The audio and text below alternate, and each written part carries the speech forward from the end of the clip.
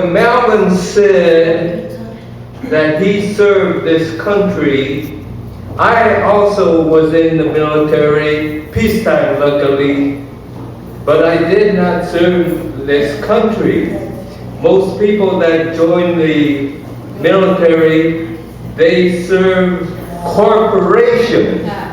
For instance, the military-industrial complex, they make money. Many corporations make money.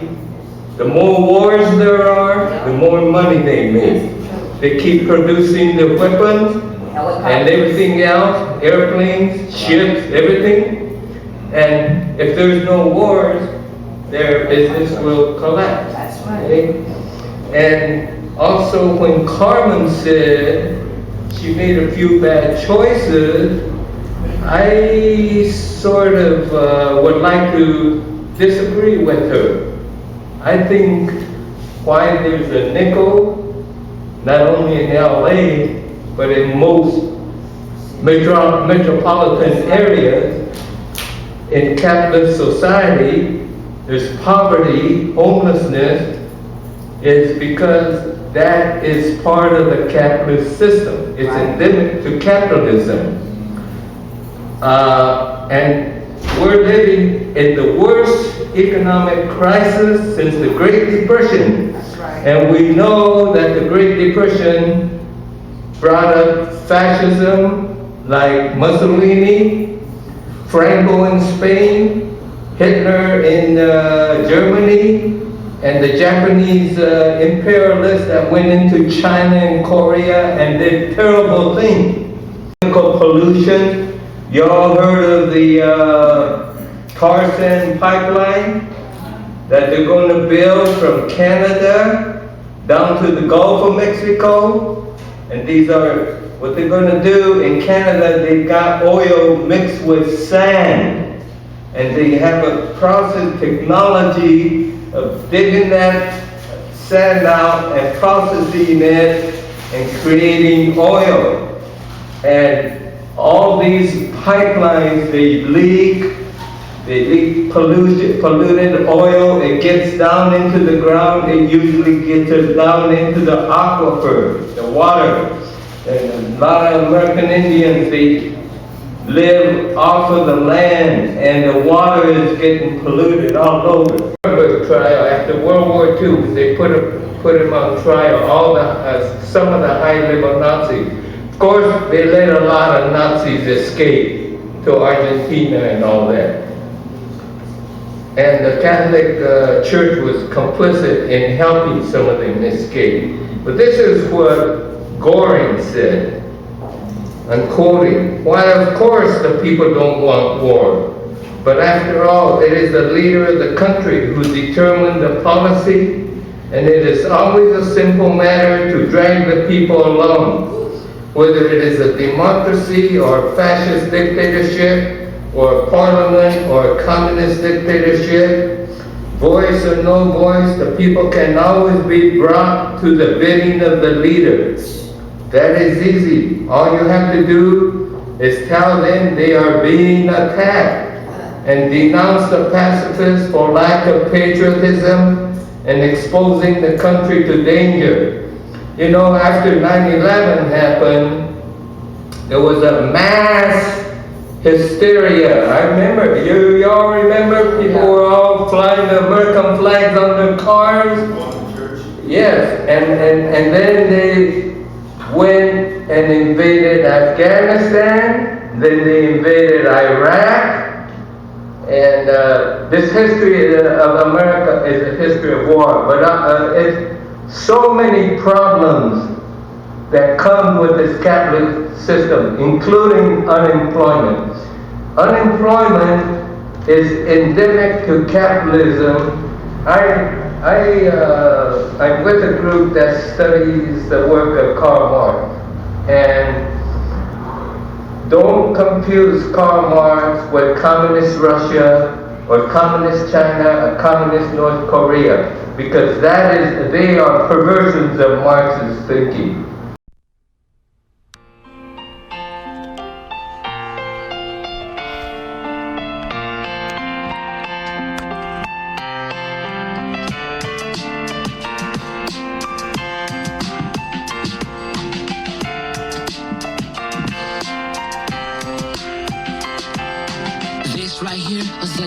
to my little brothers and my little nieces. I want you guys to know that I love y'all and I miss y'all so much. I know I haven't seen you guys in a long time. Just the other night, I was holding both of you in my arms, saying uncle loves you, singing while both of you would fall asleep. 2 hours passed by, y'all woke up to watch TV. I look into your eyes, you guys call me dad. I smile and you laugh.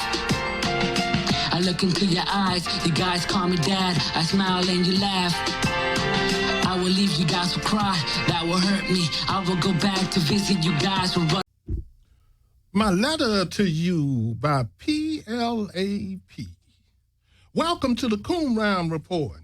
May the peace and blessings of the life-giving creative spirit be upon you and upon your family. My name is Melvin Ishmael Johnson, coming at you live from Skid Row Studios. Our call-in number is 800-893-9562. You can listen to us live or download our show and any past show by Googling in skidrow.la and hit Qumran Report. Now, this week on the Qumran Report, we will be talking about the Skid Row and the downtown community with Olusheyi Banjo, Kei Utsumi, and Bobby Buck. Yeah. Welcome to the Qumran Report. Thank you. Thank you very much. Yeah. So, Olusheyi, let's start off talking about Skid Row. We know the elections is coming up. Can you give us all the basic information about the election? The elections will be coming up April 3rd, which is on Thursday, and it'll be the voting will be at the downtown library on 5th Street, the main library on 5th Street. And if you want, I can run down the candidates. Running for private sector workforce, unopposed, is Alan Gross. He was a board member of the neighborhood council 2 times. And running for arts, culture, and educational resident is Anastasia Palmer, and she's also running unopposed. Her bio is too long for me to... Yes. Running for South Park resident is Andrew D. Ruiz. He's running against Scott Bytoff. I'm saying that wrong, I know. And running for historic downtown resident is Ashley Shiraki. Said that wrong. And she's running against Barrett Riff Morse, and also against Eric R. Garcia, and also against Hunter Kerhart and R. Patrick Cooper. The Alameda East resident candidates are Brad Wesley Philman. He's running unopposed. Arts and cultural education is Casey J. Dadley. He's running against Dana L. Carter, Edgar Varela. Also, Farida Amar, she's also running for the arts and cultural education.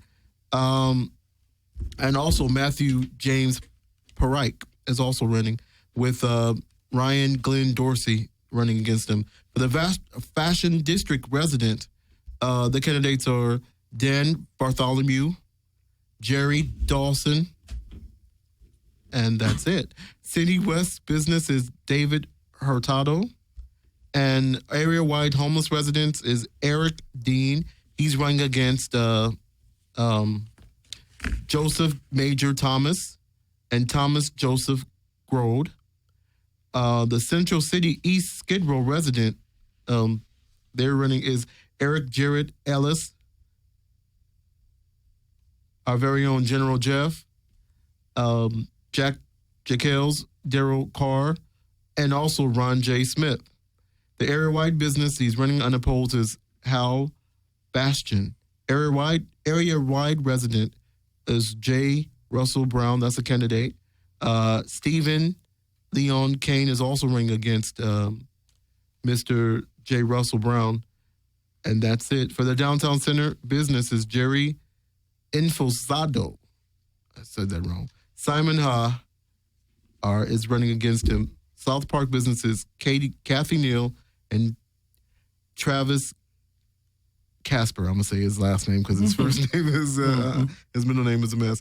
And Tyler Murphy is also running against them. The social services providers Kevin Michael K, Michael Easman, Robert Newman and Wendell T. Blassingame running against each other for that position. And running for Alameda East businesses, Jill Hagan, and that's it. That's all. That's all the ones that really matter to everybody else. Okay, thank you. Let's talk about what's happening in the Skid Row. First of all, let's go around the table a minute. Take just a couple minutes and tell me your thoughts on Skid Row. What are your thoughts on Skid Row? I've been a resident here for 10 years, and I've seen it at its worst. Some of it was it was really bad when I first got here, but it's calmed down a lot. But we still have a long way to go. There's still some mess. I mean, sometimes I don't really like to walk down certain streets because of the stench and the smell. It's but it's a lot better than what it used to be, is what I'm gonna say. But we're not there yet. Okay. I would Kei say, Utsumi. I would say the problem with the stench and is that they do not provide enough toilet facility, sanitary facility for the people in Skid Row. Now, if you don't have the sanitary facilities, they have a few couple, but then they lock them up at night or something. They're not open. They're not maintained. You need to have enough. You need to have enough trash cans, and you need to have enough pickup. You need to have street cleaning. You need to have the public services that they have in the very affluent area, and they don't have in the Skid Row area. It's just like what they used to do even before Mayor Tom Bradley became mayor. The ghettos, the streets were always left to potholes and everything, sidewalk cracking. They never maintained that, and that was on purpose. They didn't care about the poor people, and the same thing is going on in Skid Row. Okay. Yeah. About Yeah. Well, I look at it, it really, one day I was walking down there, and I just thought I said, this is really idiotic. It don't make any sense. Because, it can easily be taken care of. And like I say, with the games and the tricks they play through the politics and stuff, you know what I'm saying? Because all they have to do is collaborate with the people who live there on the streets and inside the missions, like we already been working with doing surveys. This past weekend, I think weekend before last, Pastor Q has been doing the surveys and everything. So, but right now, the people's voices need to be heard. That's the main thing, and which that's already in the works. And the products, not the products, but the missions, the services just need to be upgraded and enhanced and up to date. And then that's the main thing, just be the quality of the service. what's the purpose of the survey? Oh, there's the purpose is well, I don't know it all in detail, but what I think what he's wanting to do is find out why the people sleep outside instead of sleeping on the inside. And some stuff like the surveys want to know about how the food is. Do you like it? Is it okay? How many times do you eat? And just want to know. They want to know the people's own words on why they sleep outside, and what's the problem with the inside the shelter. Let's talk about some of that. Yeah. I can give an answer to that because I've talked to a number of people who live on the street. Some of them have told me they like living on the street because they have no rules. Because if you go to one of the missions, if you go to one of the housing places, because I live in Skid Row Housing Trust, if you go to the SRO, you're going to have to abide by their rules. No drugging, no bringing people in by a certain time, and you know what? You're going to have to abide by that. Some people don't want to do that because they feel like some of them are on drugs or on alcohol, and some of them are are kind of crazy mentally. I don't mean crazy. I mean say there's some of them are kind of mentally ill, and a lot of people they just don't want to do it. Like one of the cast members of Lone San Pedro, he lives on the streets. He's been living on the streets for what he tells me for almost 15 years. And he said, because he said he doesn't like the rules of the places. And I'm like, wow. Okay, well, let me ask you this question then. If people don't like to live on the streets, why are they so concentrated in one particular area? That's the first question I want to ask. And then the other one I want to ask is why, when you look at Skid Row, it's about 80% African Americans. The 80% African Americans is, I believe that's like it's a society, cultural thing. That's what I believe. I mean, because we're programmed to, it's not really an easy answer to that question, because I'm not an expert. Like, my name is not doctor. Yeah. So I really don't know that answer by the 80%. But some of them are concentrated because they like to be out in the community, like together in the community, so people can watch their stuff when they go out and do their thing. Like, that's why one of them, his name is, I forgot his name, but he was one of the cast members. He had people watching his stuff while he was like doing the play at nighttime and taking care of his business. He has people watching his stuff, and he has people that he can trust to watch his stuff. And it really like bothered my mind, because I am also a member of LAMP, and I used to be a member of their money management. I was like, it boggled my mind. Some of the people are getting like Social Security, and they're getting SSI and all that stuff, and they're getting more than I'm getting, and yet they love living on the street. I'm like, if I had that money, I would be in somebody's place. Yeah, well, let me just, do you think it has a lot to do with the fact that African American is probably the only group in the United States that do not practice group economics? The fact that you really, around here in L.A., you really don't have an African American business community. We don't. In which they control. And then when you look at the fact that African American makes up about 9% of the population of L.A., and then, like I say, 80% is land in the street. Now, the churches, what do you think is the obligation of the churches to solving this problem, solving this homeless problem? What?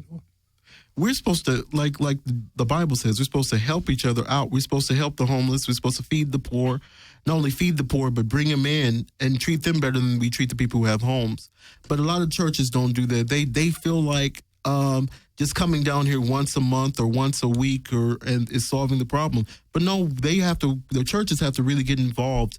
Because I applaud. I remember when I was homeless, the last time I was homeless, I went to one church and they said, "Oh no, we can't help you." A black church. I'm like, what? Yeah. You can't help me. I've been going to this church for so long. I've been going to this church since I was a baby. You guys just like, what? Mm-hmm. But there is some churches that do help. But the majority of churches, they think like just coming down here once a month and feeding people, or once a week to feed people, is helping. It's not doing anything. You're putting a Band-Aid on a problem. You're not really giving a healing solution. Yeah. Okay. Well, like I say, mainly like what I see, like with a lot of churches, it's mainly about the business aspect of the church, as far as like running the business, making money and everything. But like I say, it's supposed to be the business of the Lord, of God. And the business is to really go out and help people and bring people in and nourish them spiritually and also physically and everything. So, but it don't really happen. Like everybody's separated and divided, and nobody's working together, So like, I don't know, just like everybody's stuck in the same old format, and nobody wants to go outside the box. Like, people are afraid, and it seems like they've been doing what they're doing for so long, they can't break out of it. And if you're not doing the same thing they're doing, they think that you are the one that's crazy. But really, it's a lot of people, like when I was living in the shelters and stuff, there's a lot of people, they might have been gay, or they might have been gang banging, or they might have been whatever they was doing, sinful. They would all sit together and talk about God. And those are the people that the church threw away to the wayside.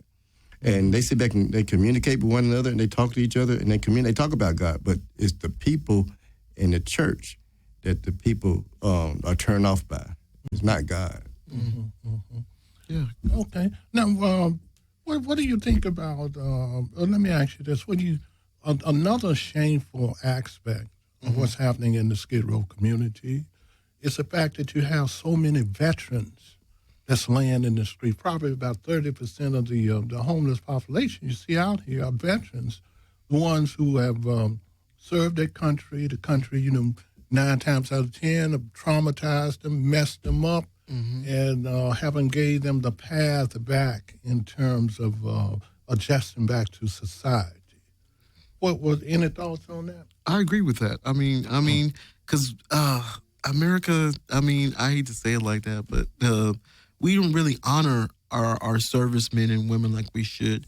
They should have in my opinion, they should have front priority in housing, and we should treat them with honor because they served us.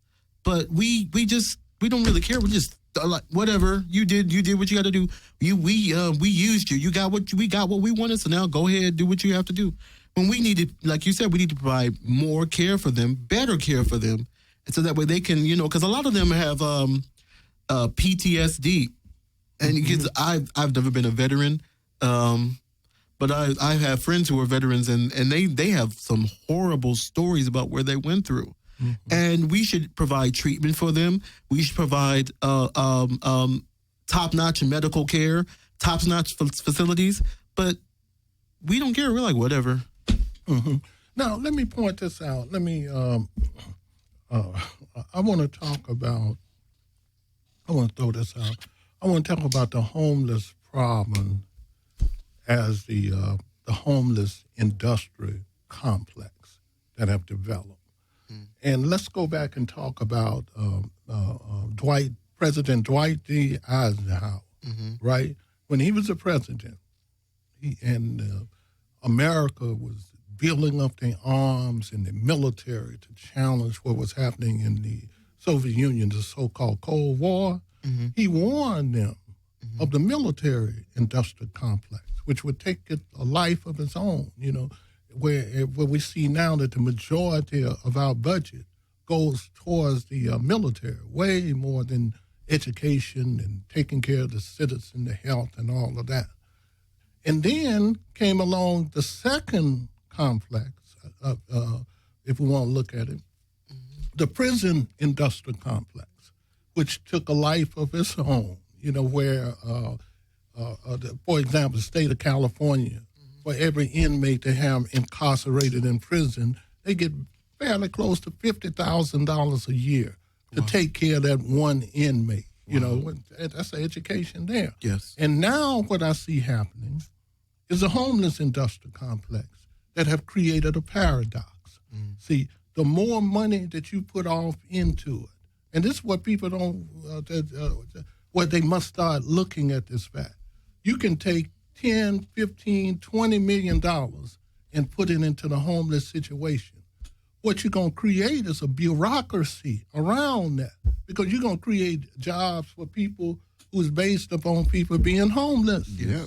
See? Yes. So the paradox come about is why would these people be trying to put themselves out of a job by solving the homeless problem? You're right by about getting that. up all of them. So the question is, what can we do to get out of that paradox?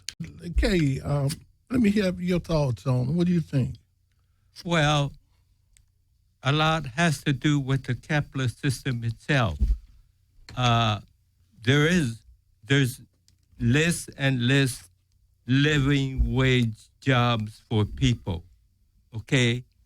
And the few the jobs that they have to work. Like I just saw the movie today, Cesar Chavez. They got to work like dogs, for penny. And these corporations are sending the jobs overseas because the person overseas will work for $2 a day like a slave, and over here they work for $10 to $30 an hour. Okay, so that's money in their corporation's pocket. And also automation, robots, computers. They do the work that human beings used to do, Nothing wrong with that, except it just under the capitalist system, it puts a whole lot of people in the unemployment column, and that adds to the growth of the homeless people. So fundamentally, it's sort of the system. It's a systemic problem. Okay, Bobby.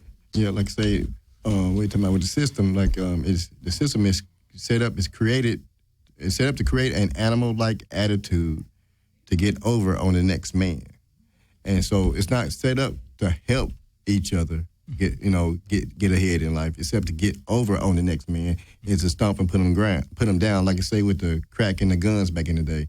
Once they did that, like I say, with people being deprived from having money or having access to anything, then once you give it to them, they all cram in like animals. So it's like only the strong survive. So what we would do, people do unto others which has been done unto them, instead of doing unto others which they want done unto them. Yeah. So we got to work together from the bottom of the barrel and try to change that. Really got to start off with these youth as far as trying to do the changing. Okay. Really, Now, let me say this. Now, our organization, Drama Stage Qumran, we've been talking about this for years. And it's a possible, here's what we see as a solution.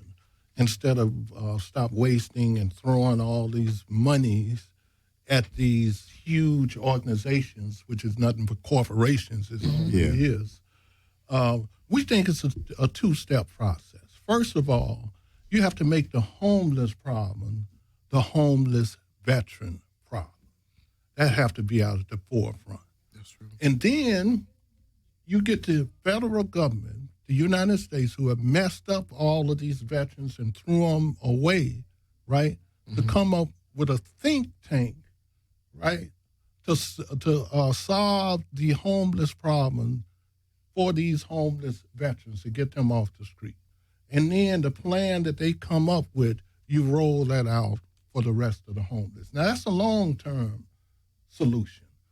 Now, at the same time, the second part of that, for example, a city like Los Angeles, you get these churches, right? And you got tons of churches all over Los Angeles.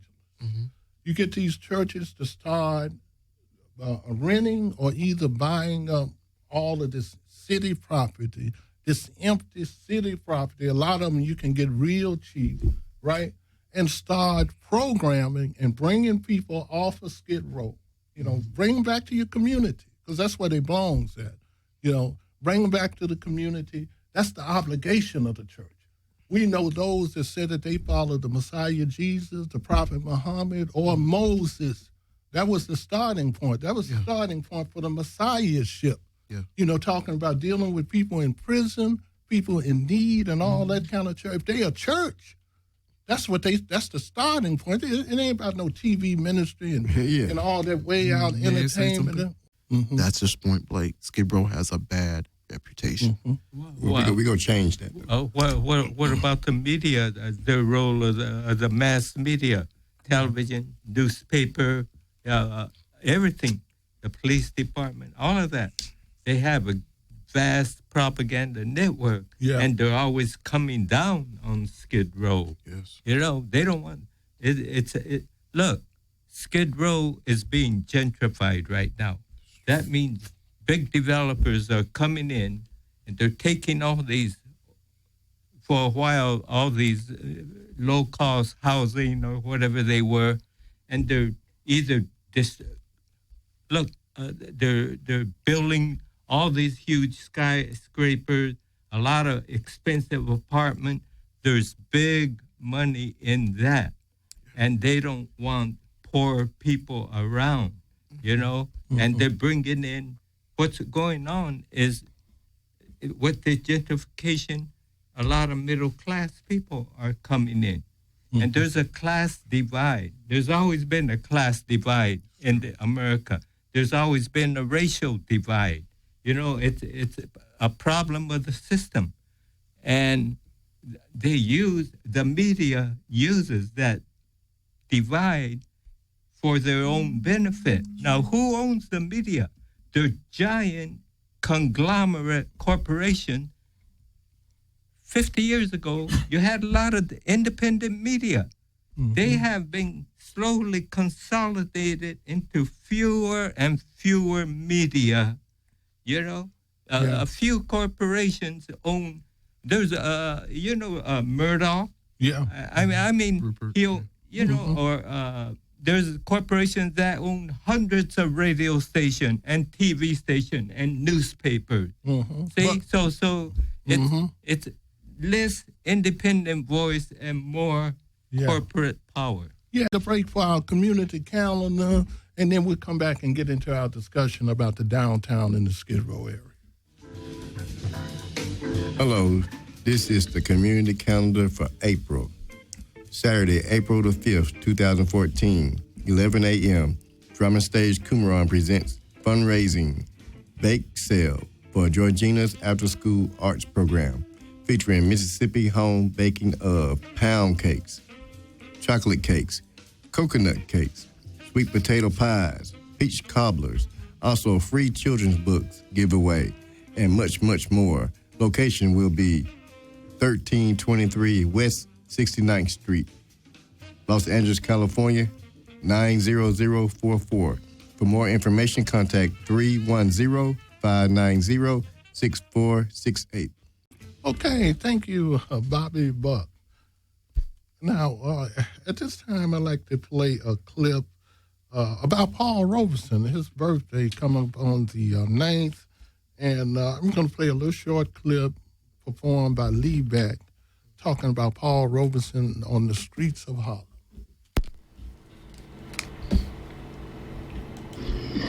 Wally Hilly was the musical director of the Unitarian Church on 8th Street here in Los Angeles for 50 years. And he was the artistic director, and this was during the time when at that church the balcony was full, because it became a hideout and a refuge and a gathering place for the blacklisted artists of Los Angeles during the 50s.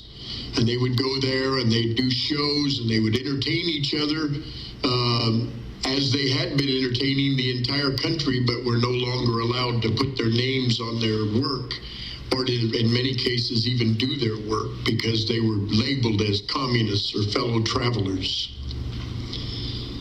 Wally Hilly published the People's Songbook, which is a very popular songbook from that era.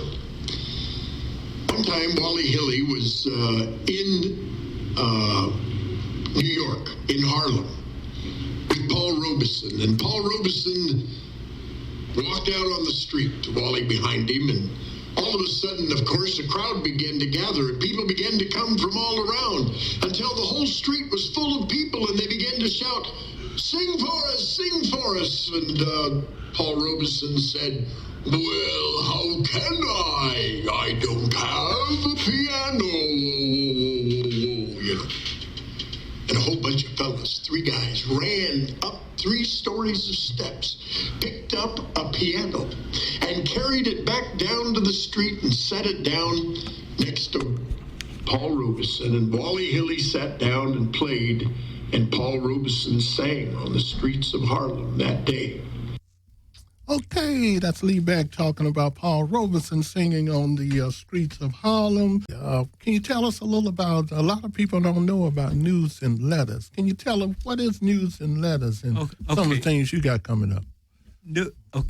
News and Letters is a Marxist humanist organization. We go into the thinking of Karl Marx in his days, which was in the 19th century. But we follow Raya Dunayevskaya, who has updated Marx's ideas into our times.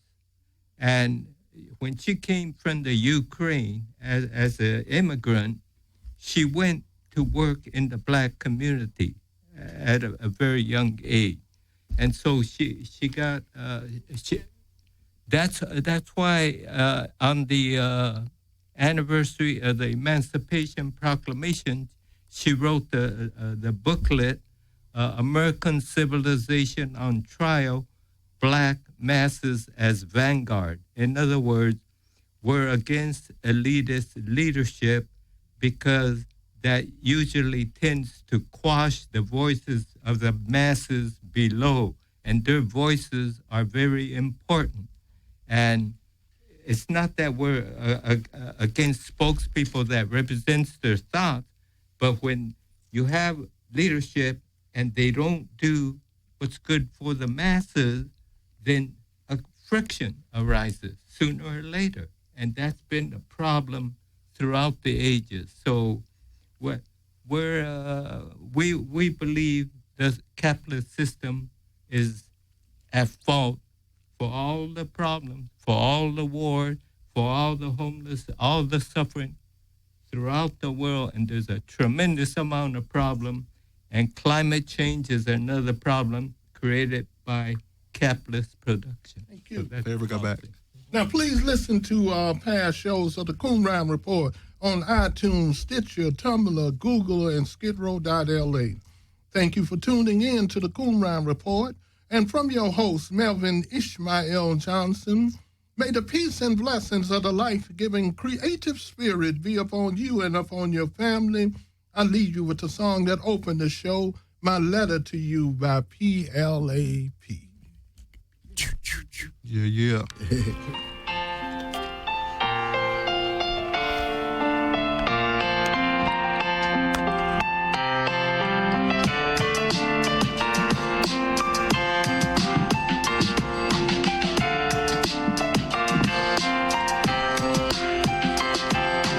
This right here was the letter to my little brothers and my little nieces. I want you guys to know that I love y'all and I miss y'all so much. I know I haven't seen you guys in a long time. Just the other night, I was holding both of you in my arms, saying Uncle loves you, singing while both of you would fall asleep. 2 hours passed by, y'all woke up to watch TV. I look into your eyes, you guys call me dad. I smile and you laugh.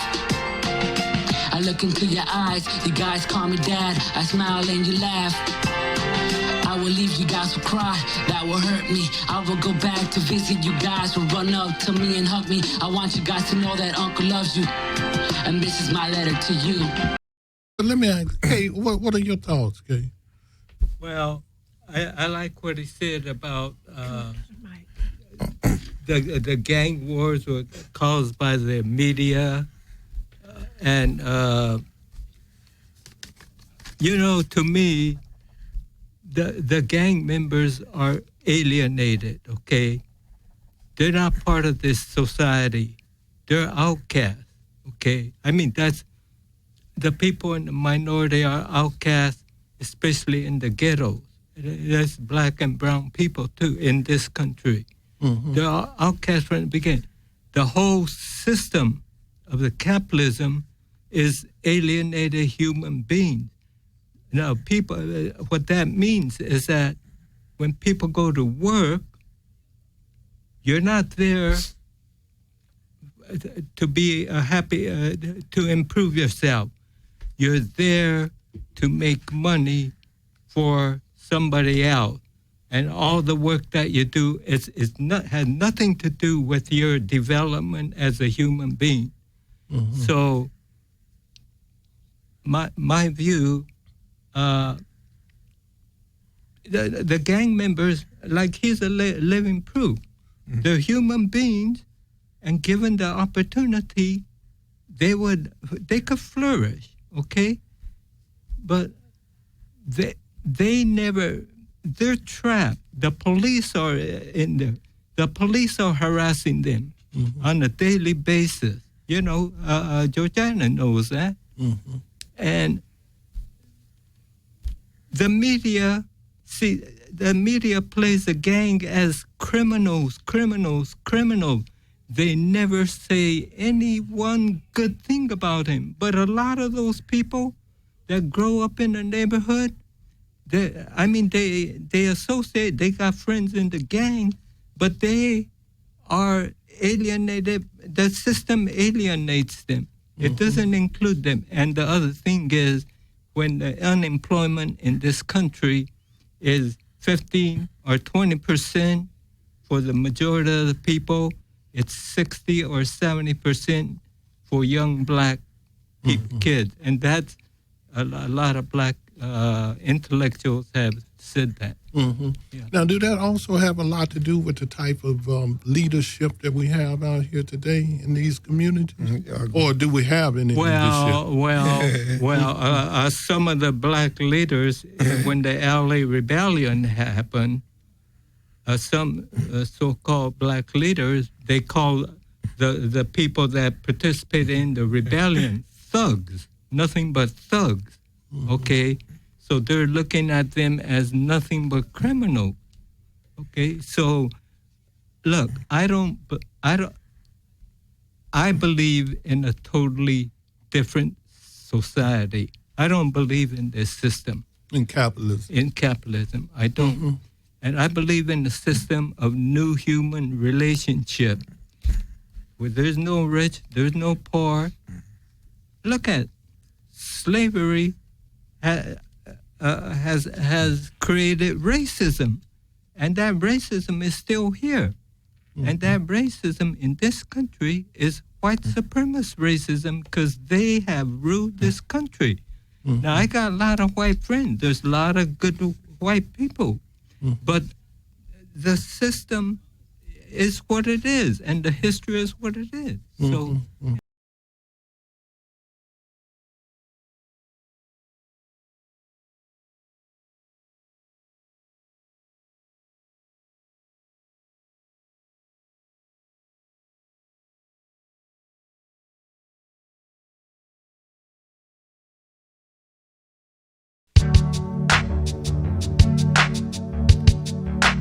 Homeboy.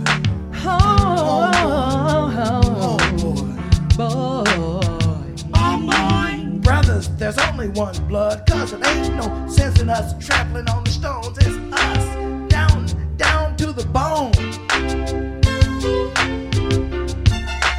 Blood is thick, waters were known well, cousins were kept apart, mothers were often memories. Fathers were not favorites on the farm, for he could do some harm, he could wreck the master scheme, for he, brothers, could dream. Your mama ain't no saint, your daddy died in a shallow stream, but your uncle Dr. King did have a dream, my brother.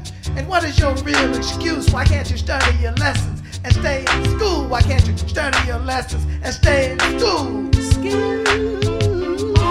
Free love and sex ain't nothing but a game. Don't never last, try hope. Take a chance on love, register to vote. Money ain't everything, but you could buy her a ring. Listen to little blackbird sing. Buy you a record of a yardbird with wings. Get into the swing of things, homeboy. Try some tenderness for a change.